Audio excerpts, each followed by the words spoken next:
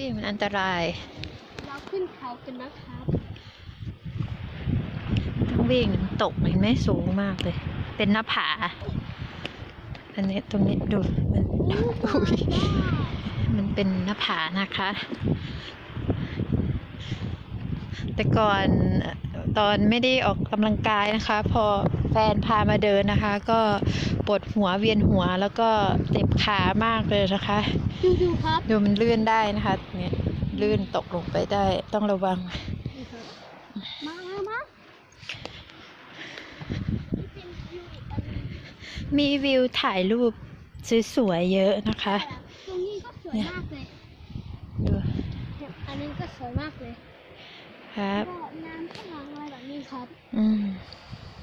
เห็นไหมอันนี้ที่ look out มันเคยมันมีอะไรมีปลาโดดตรงนั้นมันเป็นตรงนี้ที่แบบต้องตกได้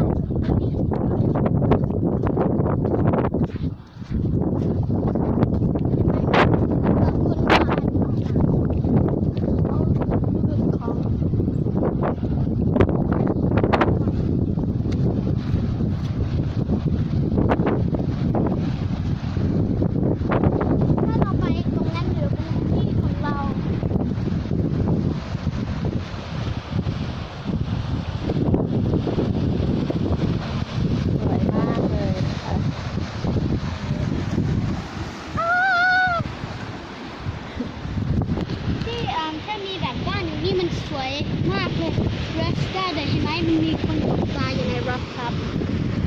ในตรงนั้นใช่ไหมมาครับ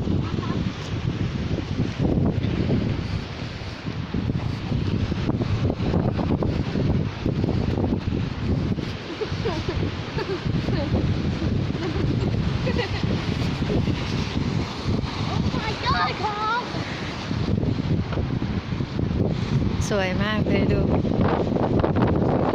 ได้ไหมครับนี่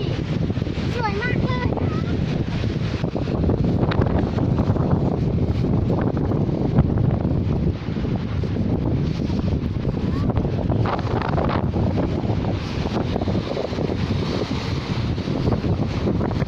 นั่นปูเยอะมากเลยครับไหมที่เลยเจ้าลูกจะเห็นได้ไหม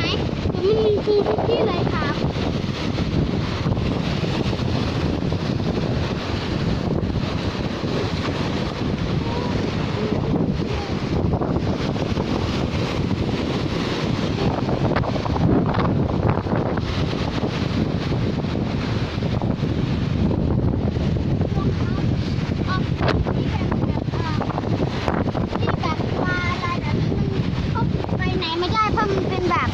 ปูฟ้าแบบถ้าปลาอยู่ตรงนั้นมันก็เวฟมันก็เข้าไปในนี้ไม่เข้าไปค่ะ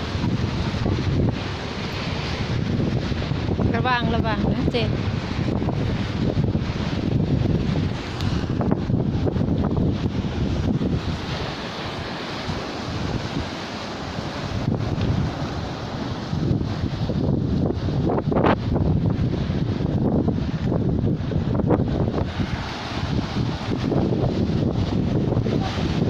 ครับมีปูไหมเจอปูไหม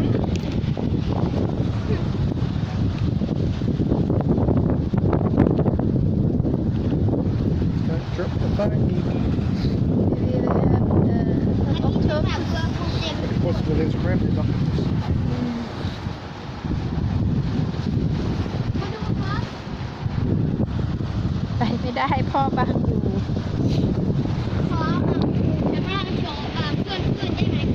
เดี๋ยวตกเดี๋ยวโทรศัพท์ตก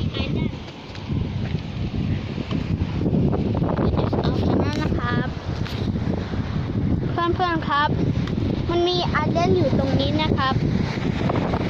เห็นได้ไหมครับใช่เขาเห็นแล้วนี่ครับมันสวยมากเลยนะครับ